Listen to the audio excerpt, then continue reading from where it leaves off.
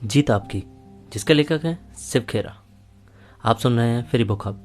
अगर अब तक आपने पीछे के पार्ट नहीं सुने हैं तो प्लीज़ उनको प्लेलिस्ट में जाके सुन सकते हैं या ऊपर आई बटन पे भी जाके सुन सकते हैं। तो स्टार्ट करते हैं आगे का टॉपिक। अगर आपने अभी तक फ्री बुक हब को सब्सक्राइब नहीं किया है तो अभी सब्सक्राइब करें। धन्यवाद। शिक्षित होने का मतलब क्या है? What does it mean to be educated? हमें शिक्षित किसे मानना चाहिए? whom then do I call educated?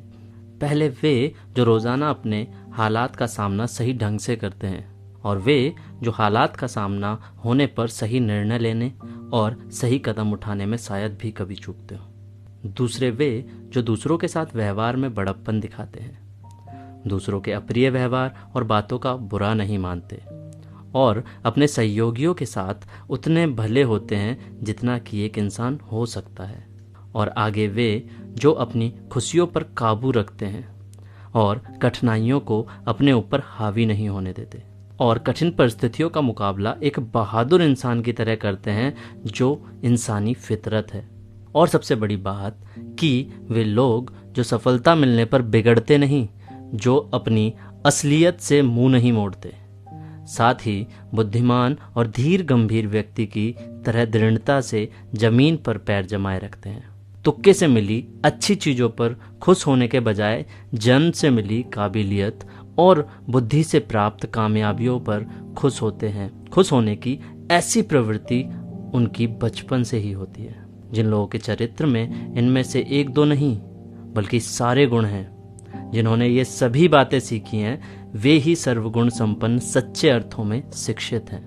थोड़े में कहें तो वे पढ़े लिखे वे लोग हैं जो किन्हीं भी हालात में साहस और अक्लमंदी से काम करना तय करते हैं। अगर कोई मूर्खता की बजाय समझदारी, बुराई के बजाय अच्छाई और असभ्यता के बजाय सद्गुण को चुनता है तो ऐसे आदमी के पास स्कूली डिग्री ना होने के बावजूद उसे शिक्षित माना जाना चाहिए। अरे, अभी तक आपने फ्री बुक हब को सब्सक्राइब नहीं किया?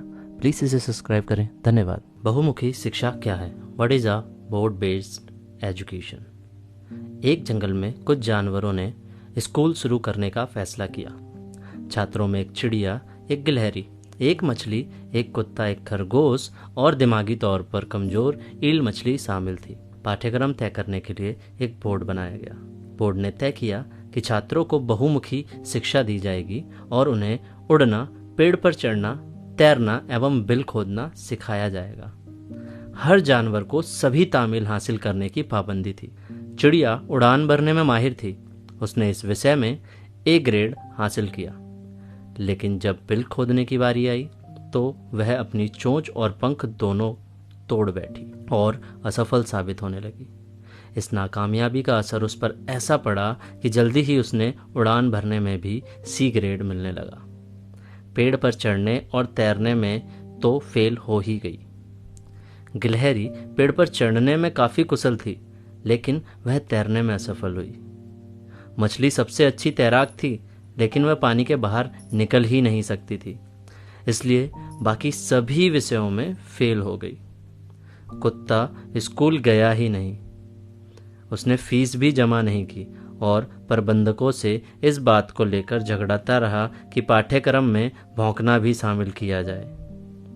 खरगोश को बिल खोदने में ए ग्रेड मिला, लेकिन उसके लिए पेड़ पर चढ़ना एक बहुत बड़ी समस्या थी। वे बार बार असफल होता रहा और एक दिन जमीन पर इस प्रकार बुरी तरह गिरा कि उसे ब्रेन डैमेज हो गया। वह बच तो गया, लेकिन उसके दिमाग पर ऐसा असर पड़ा कि उसे बिल खोदने में भी दिक्कत होने लगी और उसे इस विषय में भी सी ग्रेड मिलने लगा। आखिरकार दिमागी तौर पर बीमार इल को, जिसने हर काम आधा अधूरा ढंग से किया था, कक्षा में सबसे उत्तम छात्र घोषित कर दिया गया। बोर्ड खुश था कि हर छात्र को बहुमुखी शिक्षा मिल रही थी। सही मायने में बहुमुखी शिक्षा छात्रों को जिंदगी के लिए इस ढंग से तैयार करती है कि उनमें मौजूद किसी क्षेत्र विषय से संबंधित योग्यता और क्षमता भी बरकरार रहे। मैं आशा करता हूँ कि अब तक आपने फ्री बुक हब को सब्सक्राइब कर लिया होगा। धन्यवाद। कुदरत ने हम सभी को कुछ खास क्षमताएं दी हैं।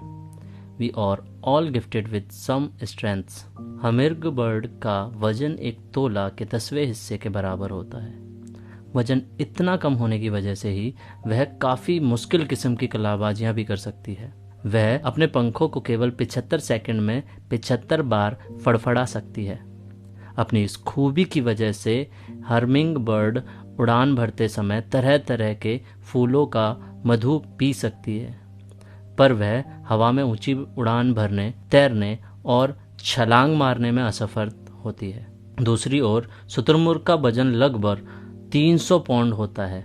वह दुनिया का सबसे बड़ा पक्षी है, पर उड़ान नहीं भर सकता, लेकिन उसके पैर इतने मजबूत होते हैं कि वह 50 मील प्रति घंटे की रफ्तार से दौड़ सकता है और 12-15 फीट लंबे कदम भर सकता है।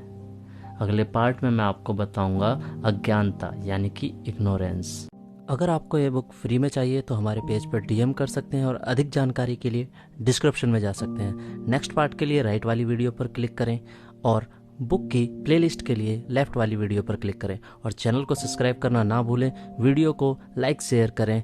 फ्री बुक हब सुनने के लिए धन्यवाद। Free book